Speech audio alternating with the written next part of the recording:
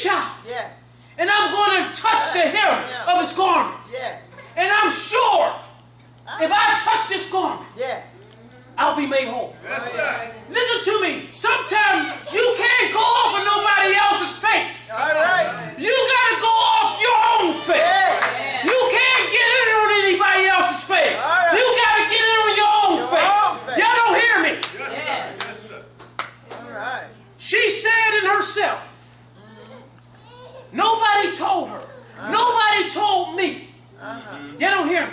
All right. Amen. But sometimes God will speak to you. You don't even understand why he's telling you what to do. Just do it. Do it. Right.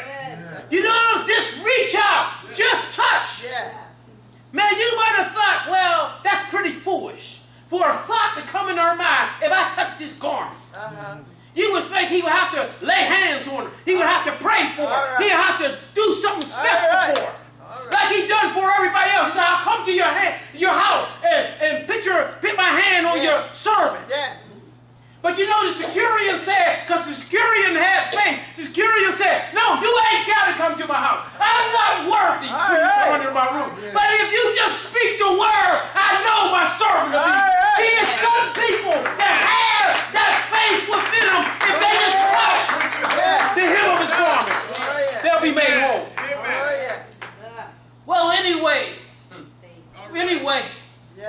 you know, the Bible said that she touched him. And immediately, her issue of blood was dried up. And see, nobody told her. You ain't got to say, man. She was out of hope. And when we run out of options, that's when we go to Jesus. But I'm saying this, when Jesus is present, and when Jesus is on his throne, we always should go to Jesus first. But this situation was that God can be glorified. You ain't got to say, man. And she said in herself, if I touch the hem of his garment, and the Bible said her issue of blood was clear. Amen. She was made whole. And Jesus said, who touched me? Now, Jesus was in a crowd. Amen. And they was pushing and they was shoving. Amen. And he gonna say, who touched me? You ain't got to say, man. You don't think that would make a lot of sense that he's in a great crowd. But he noticed that somebody touched him that had some faith within themselves. Listen to what I'm saying here. They didn't have nobody else's faith. They had faith in themselves. In order for you, when the doctor gives you bad news, or the doctor says things ain't going to go right, you know he has not the last say. Jesus has the last say. Amen. And Jesus said, somebody touched me. Amen.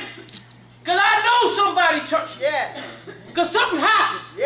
When my faith touched her faith, something happened. When the virtue came out of my body, I know somebody touched me. Somebody, not just an ordinary touch. Sometimes we be in the midst of Jesus, we just be ordinary. But it be some people in there that has the faith. Amen. That has the faith that comes in expecting something to happen.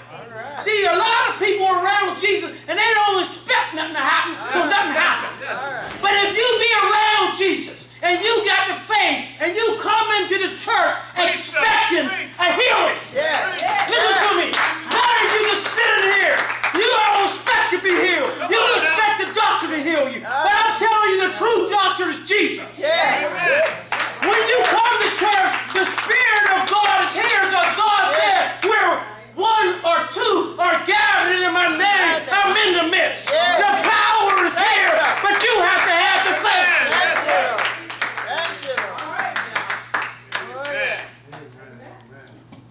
Well, anyway. Amen. Jesus said, somebody has touched me. For I perceive that the virtue is gone out of me. And when the woman saw that she was not hid, she trembled and fell down before him and declared unto him before all the people for what cause she had touched her. Yeah. Amen? All right. And immediately, in how she was healed immediately. Amen? And he said unto her, daughter, be of good cheer, for thy faith hath made thee whole. You know, Jesus didn't say, my faith made you whole. He said, your faith. That's right. See, that's what happens a lot of times. You want to go on Jesus' faith. Jesus said, you got to have your own faith. Amen. He said, your faith made you whole. Yeah. Amen. And the Bible goes on to the story that we was in. While he was yet speaking, there came from the ruler of the synagogue's house, saying to him, thy daughter is dead. Amen. And the people thought, well, that was it. All hope is gone. All right.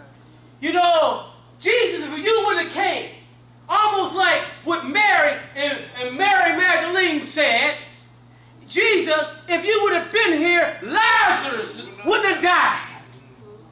Amen. Now all hope is gone. Lazarus is in the tomb. Amen. He's in the tomb for four days. And you know what? Jesus said, amen, I'm glad I wasn't there. All right. You ain't got to say, man.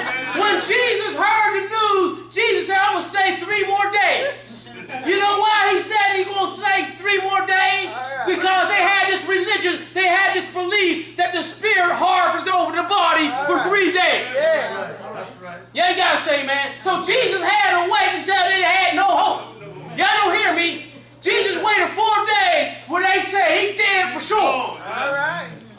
And then Jesus came, amen, to Bethany. Yeah. And and Mary ran out there and said, if he was there, my brother wouldn't have died. And Jesus said, do you believe in the resurrection of the dead? Amen. She said, yeah, I believe. But he still stinks. Amen. Amen. Amen. You see, they had lost all hope. What I'm trying to talk about. Come on. Amen. They lost all hope. And the Bible said, you know, Jesus wept. You ain't got to say, man. All right. Amen. He wept because they still didn't believe. You know, they still didn't expect anything. Even though God was in their presence. Yeah. They still didn't have the expectation that they could be healed or a change could come.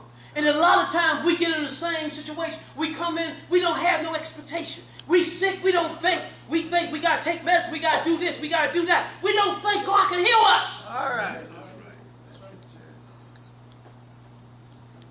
But anyway, the news came. The bad news came. She's dead. Amen. Amen. Yeah. But see, when they told, when the news came, they said Lazarus was dead. Jesus said he sleeps.